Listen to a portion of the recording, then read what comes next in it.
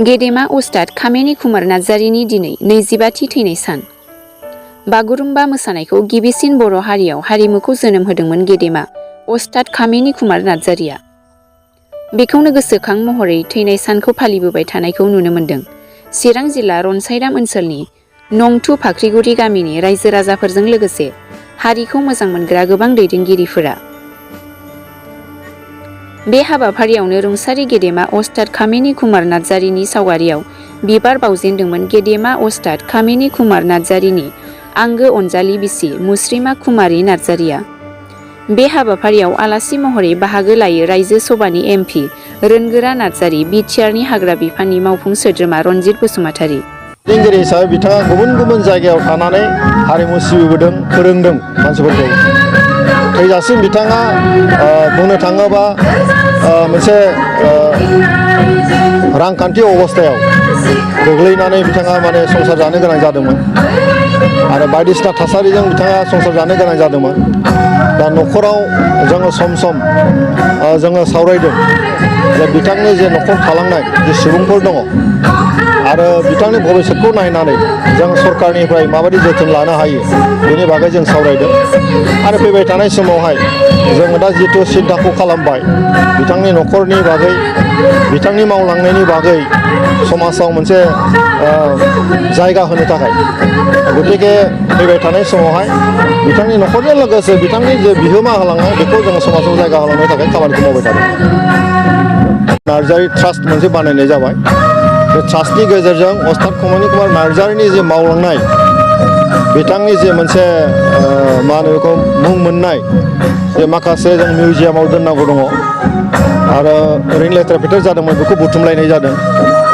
बिथांनि मुङै जोङो मोनसे माने कमिउनिटि मोनसे हल बानायनायनि थाखाय जोङो सिन्ताखौ खालामदों। मुसुखा बानायनायखौ जों सिन्ताखौ खालामदों आरो मोनसे हा आवग्रिनानै बिथांनि फारसे जोङो गोबां खामानि मावनो थाखाय जों दिनै थिरांथा लानाय जादों। थ' अभारअल जुदि जों नायो बिथाङा सासे बर'नि गेदेमा सुबुं आरो आथिखालाव थोजासे जों मावनो हायाखैबाबो जों फैबाय थानाय समावहाय जथेस्थ' मावनो थाखाय जों दा आखायाव लानाय जाबाय। बयबो बिथांखौ दिनैहाय उस्ताद होननानैनो जोङो बयबो सिबियो आरो जों सिबिलांनांगोन। आरो बिथांनि जि बिहोमा बर' समाजाव बेयो बर' समाजा जोबब्लासो गोमोरगोन आरो बर' समाजा जेसेबांसिम थागोन बे हारिमुवा थाबाय थागोन आरो हारिमु जेब्लासिम थागोन उस्ताद खामेनि कुमार नार्जारिया बर' समाजाव गोसोखांबाय थाजागोन।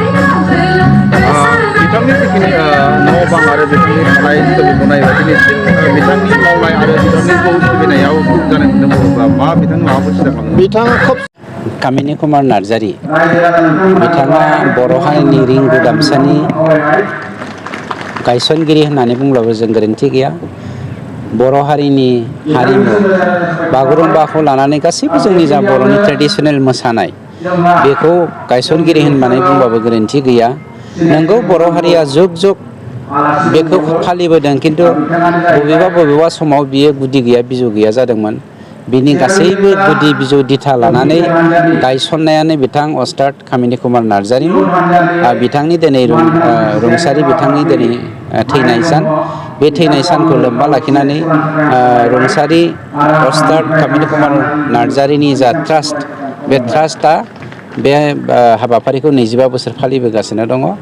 आरो बिथांनि जा आगुनि जोंनि बर' हारिनो होलांनाय थरसे अलंबारा जेरै सोरां होयो, बर' हारिनियाव बिथाङा मोनसे सोरांनि अलंबार हिसाबै जोंनो लामा दिन्थिनानै होलांदोंमोन।